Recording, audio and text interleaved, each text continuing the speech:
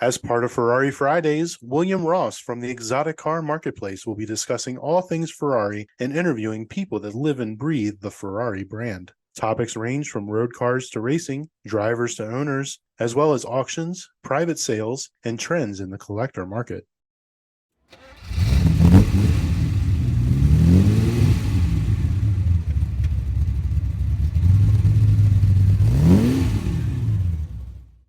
Welcome back to the Ferrari Marketplace podcast, presented by ExoticCarMarketplace.com. For everything exotic cars from Ferrari and Porsche to Lamborghini and Koenigsegg, the Motoring Podcast Network. Check out the family of automotive podcasts at motoringpodcast.net. If you're into anything with wheels and a motor, this is a site for you to check out. And the slot mods. For the coolest slot car tracks in the world, check out slotmods.com and let your imaginations run wild. And finally, Grand Touring Motorsports, covering all aspects of auto racing. And be sure to check out the monthly e-zine at gtmotorsports.org. All links for these sites are up in the description. And now, I'm your host, William Ross. And this week's topic, we are talking about the RM Sotheby's auction in Paris, where there's some heavy-hitting cars that went across the block. As we all know, the one Mercedes went earlier in the week. Now, but we're going to discuss some of these other ones, but the big one was the 1965 Ferrari 250 LM. I'm sorry, the 1964 Ferrari 250 LM that won the 1965 Le Mans overall with Jochen Rindt and Mastin Gregory. There was a lot of other stuff in there that was Ferrari related that went sold on this, so there was some interesting stuff. Some stuff sold, some stuff did not, some stuff went cheap.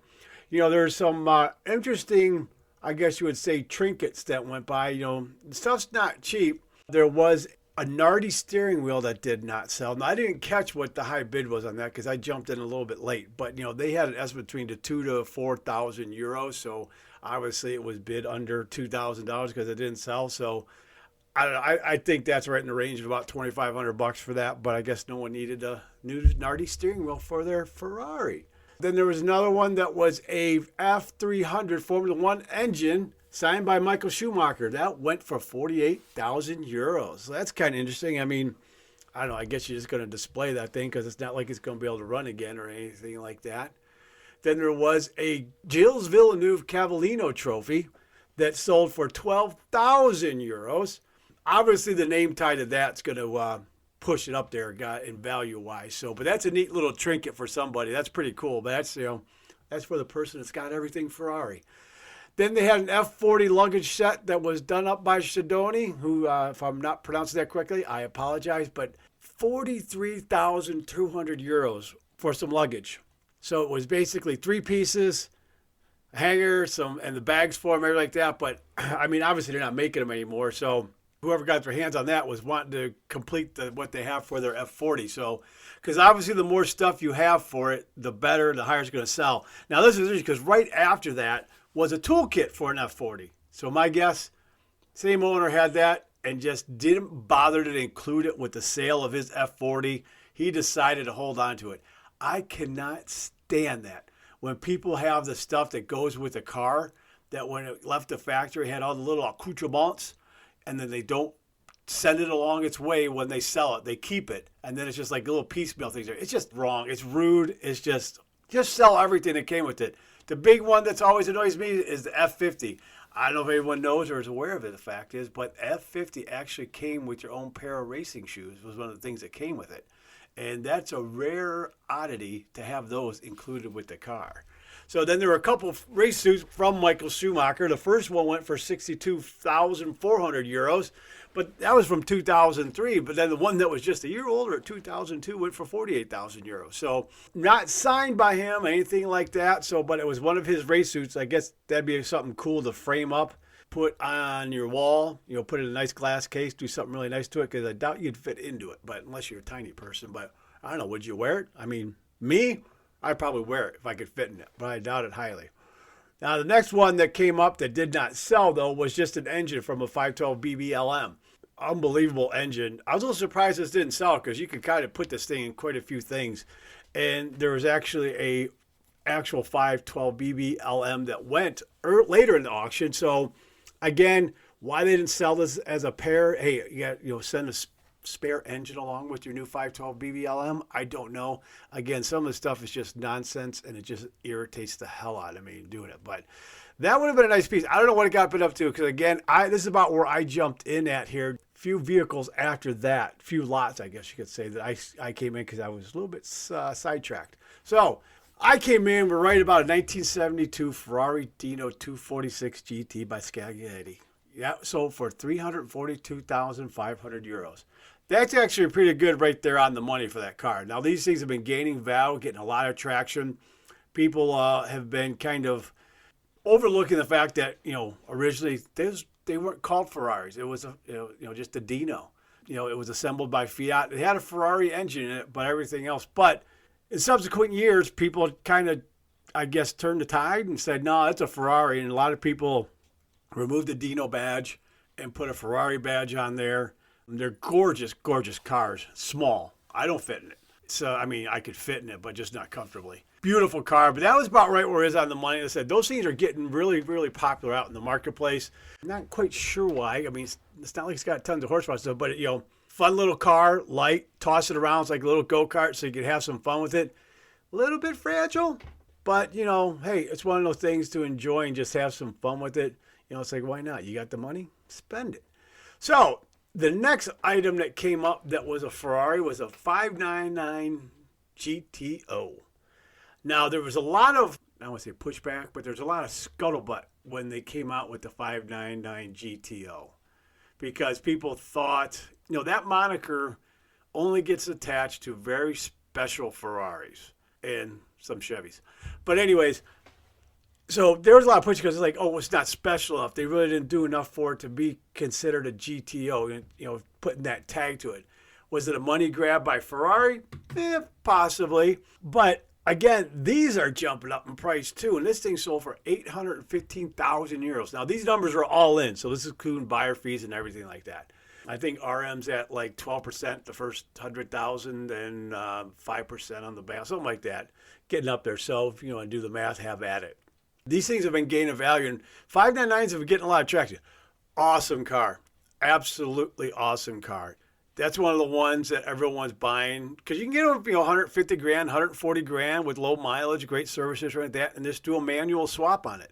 There is only 30 worldwide, 20 for the U.S. in a manual, factory manual 599 GTB, I should say. The GTO, so they started coming out with other variants and everything like that, but fantastic car. Oh, sounds beautiful. Fantastic car. So that was, probably about right where the money's at on those. That wasn't too shocking.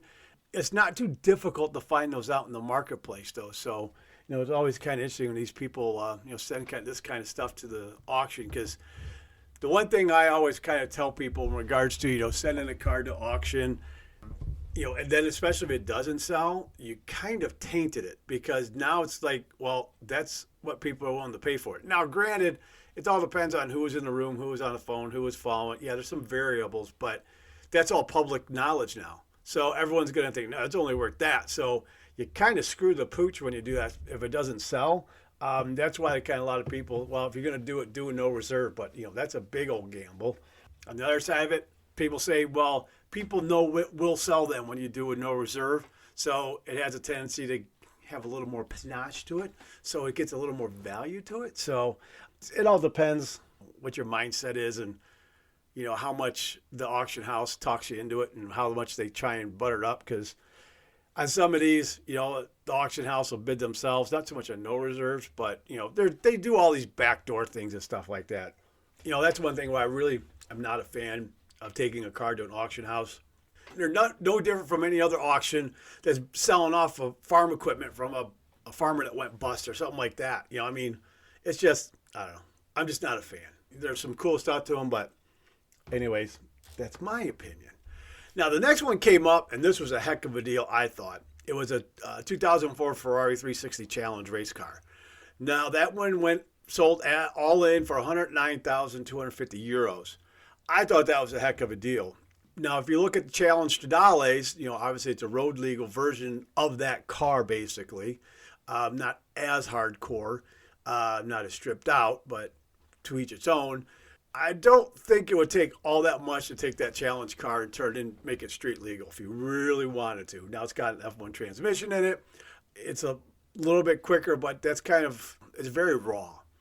Fantastic car, but for someone that wants to go racing, do track days, something like that, do some historic stuff, that is a fantastic car to go do it. It's very, very well mannered, very neutral, fantastic car. Not that difficult to work on. Still get spares for it, everything like that. So you're not really left in a lurch. So that was a very, very good buy.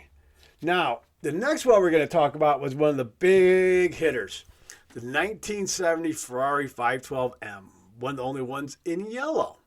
Now, this thing is stunning and it sounds fantastic. That got bid up to a little over $7 million. And they had the low estimate of 9. So they were saying 9 to 12 million euros. So, and it went just a little bit over 7. So it was pretty dang low in regards to where it was going to go, which was very surprising to me. And it was very surprising to a lot of people in the room, online, everything like that. I had a conversation with someone after that thing did not sell, and everyone was really shocked that that thing didn't sell. I mean, it's got people talking about, okay, Seinfeld sent his 917 through in Kissimmee, and it didn't sell at 25 million. Was that just a ploy? Was that just a play? Was that just something by Dana Meekum and Jerry and stuff? Hey, Dana stroked him a check for $500,000 or something like that. Hey, bring it down. We'll pay for everything, and we just won't sell it, blah, blah, blah. We just want publicity, something along those lines, which, hey, if that's the case, that's genius. But it kind of sours things because people are like, wait a minute, he just bought that a few years ago for $13 million. So, again, though, it's not like he needs the money. But anyways, so this thing basically got bid up to roughly just under $2 million below its low estimate. I mean, that's significant for a car like that with its race history, everything like that. So, I mean, was the owner greedy, thinking it was worth more?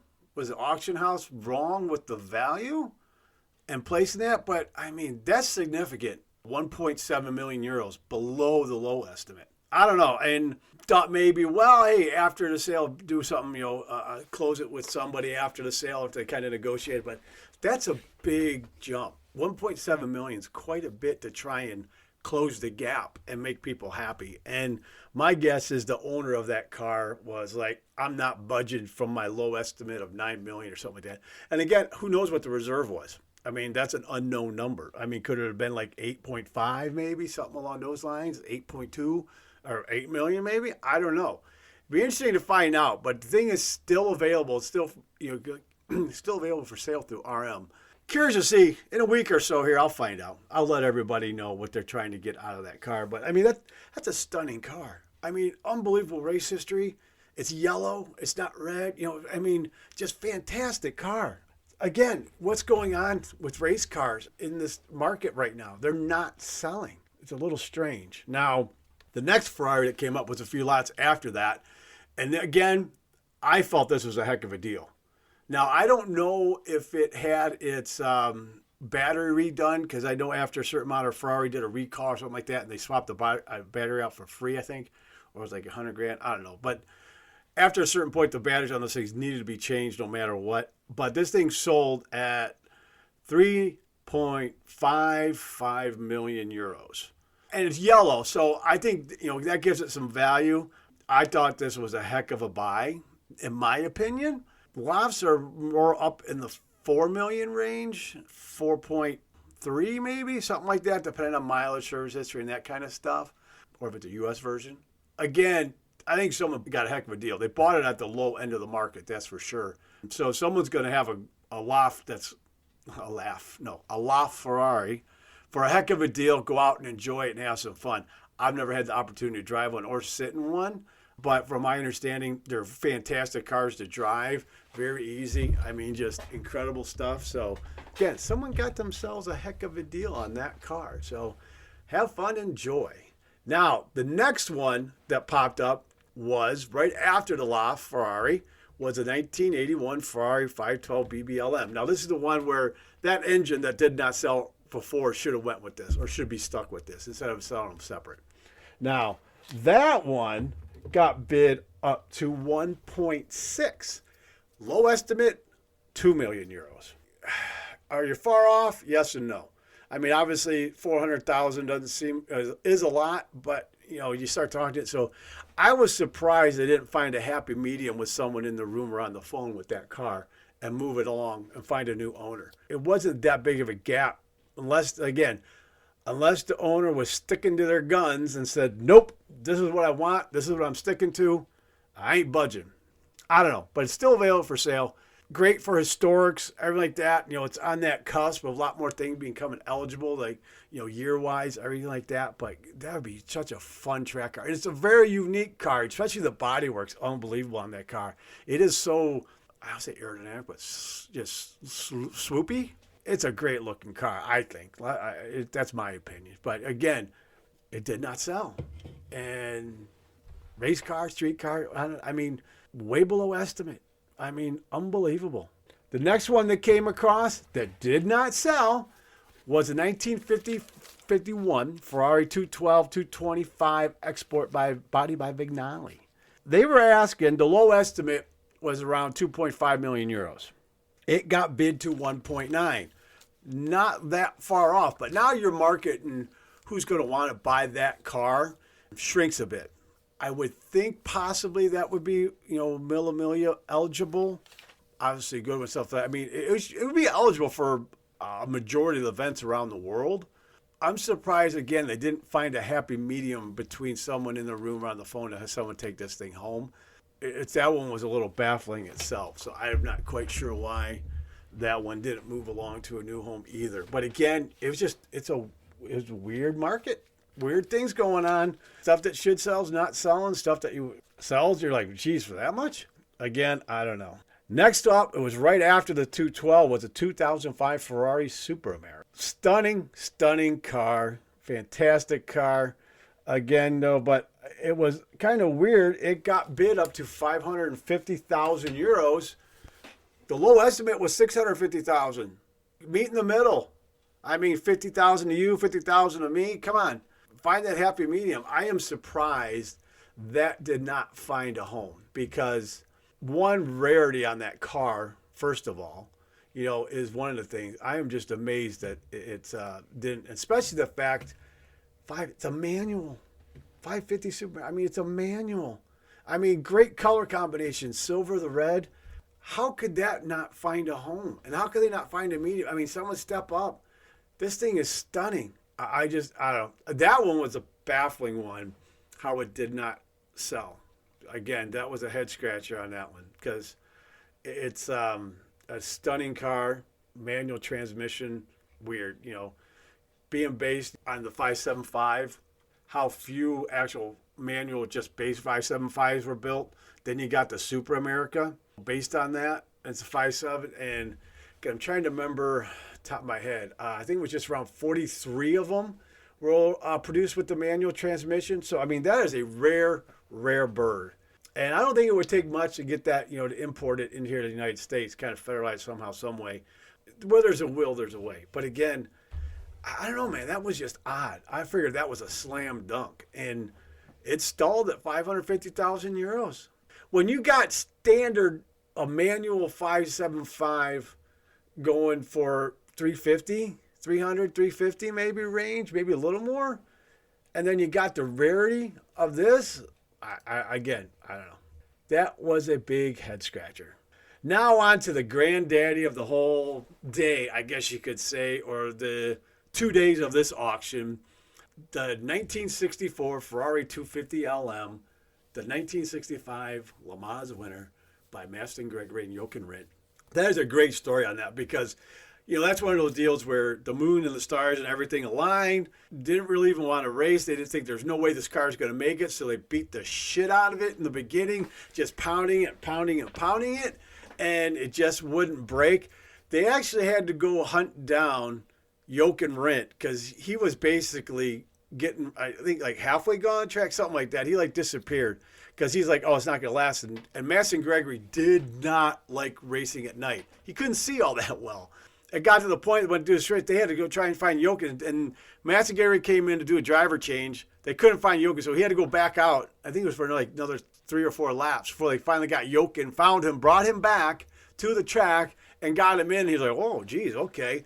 And so at that point on, a lot of the leading cars were dropping out, the ones that were the favorites, and lo and behold, these guys were leading. Like I said, it's one of those things where, yeah, skill, everything like that, but a lot of luck plays into that, especially back then when a lot of mechanical failures were happening, because those cars weren't like designed like they are today to be like just brick shit houses. Back then, yeah, they were fragile pieces of machinery. And for them to last 24 hours and then to go balls out like they were doing, normally it was those races back then, it was, okay, set a pace. We need to get to the last few hours. Once we get to the last few hours, depending on where we're at, then we'll just start hammer down. But these day and age, it's a sprint from get-go, from the drop of the green flag till the checkered flag waves. They're just going balls out because those things are about bulletproof. Back then, it wasn't. But absolutely stunning car. I've seen this car several times in person. You don't realize how small that car is. It is tiny. And the V12 in it, the 12-cylinder in it is, the pistons are tiny. Is it a 1.5? I think it is, if memory serves me correctly. So, it's not a big motor. It sounds glorious. That's for sure. It's just an absolutely stunning car. Now, here's the thing. This was one of the ones that was being auctioned off by R.M. Sotheby on behalf of the Indianapolis Motor Speedway Museum, because they shut down because they're doing massive expansion, everything like that on the museum. Now, here's the thing that people, they're thinking, oh, God, they're going to get all this money and they're going to do this massive renovation stuff like that. All the money and proceeds generated from the sale of all the cars that they put up for auction cannot go towards the expansion and renovations. All that money can go towards future purchases of vehicles and set up an endowment to operate and run the museum. It cannot go towards any construction of that. So that's a whole separate fundraising effort by the Indianapolis Motor Speedway Museum. And oddly enough, I don't know if people know this, but Penske bought IMS, all that. The museum wasn't part of that. So the museum's actually a whole separate entity. But anyway, all this money can only go towards buying new cars and new inventory and stuff to put out there, which is interesting. So that's sold all in, fees and everything, for 34,880,000 euros. They had it at 25 or more, so they really didn't even go with the high part. So being a Le Mans winning car adds a ton of value to this car, especially being the last Enzo era Ferrari to win Le Mans. Really kind of put an emphasis on it. I was talking with someone about this a couple of days ago, and my guess, to compare it to a standard, but one with not much race history, or especially this pedigree, my guess this added 30%, 35% to the value of the car. I know of a couple 250 LMs that are out there that are available. Some really good ones too, for you're in the mid 20 millions range. So, so you're up above that by another, 10 million. I thought it was well sold. Great price, about where it should have been. I hope the owner takes it out and shows it and runs it and drives it. Doesn't just get, put away and no one gets to see it again. Because the museum took this car to a lot of places. I always saw it up at the M1 concourse. They always brought it out, but I saw it at Amelia, stuff like that. So, they really got this car out and kind of showcase it to everyone. Everyone got to see it, not say touch it and feel it, but, get to hear it run when they're moving and everything like that. So that was really cool. So I'm hoping that happens with the new owner. So anyways, that was probably the only one that wasn't shocking. Well, besides that, Dino. Fantastic buy for this person. Such an unbelievable car. The museum's owned this thing since 71, 72, something like that. So they've owned it forever. And for this thing to finally come up and go into private hands is unbelievable. If I was in the museum, I don't know if I would have sold it. That's just, it's such a special car. Because again, it could be on display so everyone can see it, can do stuff. So it all depends on what the new owner is going to do. We shall see. So who knows? But all in all, like I said, a lot of surprises because of these note sales and being a note sale like way under the low estimate. I think we're seeing a bit of a shift in the market here, what's going on in regards to car prices, collector car prices. People not thinking they're going to still get the same kind of money they were getting a couple years ago.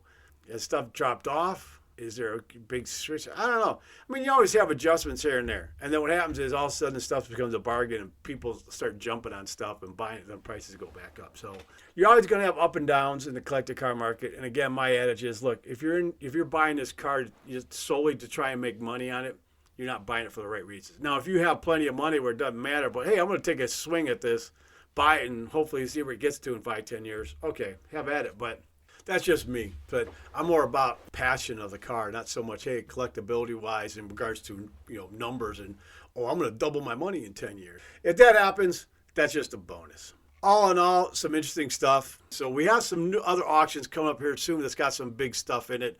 Obviously Amelia's coming up. Moda's going to be coming up. So they have some great things coming across the block.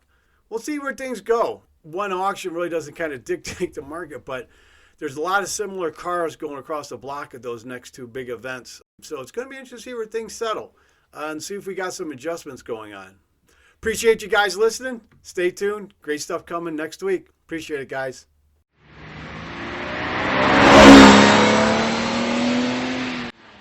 This episode has been brought to you by Grand Touring Motorsports as part of our Motoring Podcast Network. For more episodes like this, tune in each week for more exciting and educational content from organizations like the Exotic Car Marketplace, the Motoring Historian, Break Fix, and many others. If you'd like to support Grand Touring Motorsports and the Motoring Podcast Network, sign up for one of our many sponsorship tiers at www.patreon.com/GT Motorsports.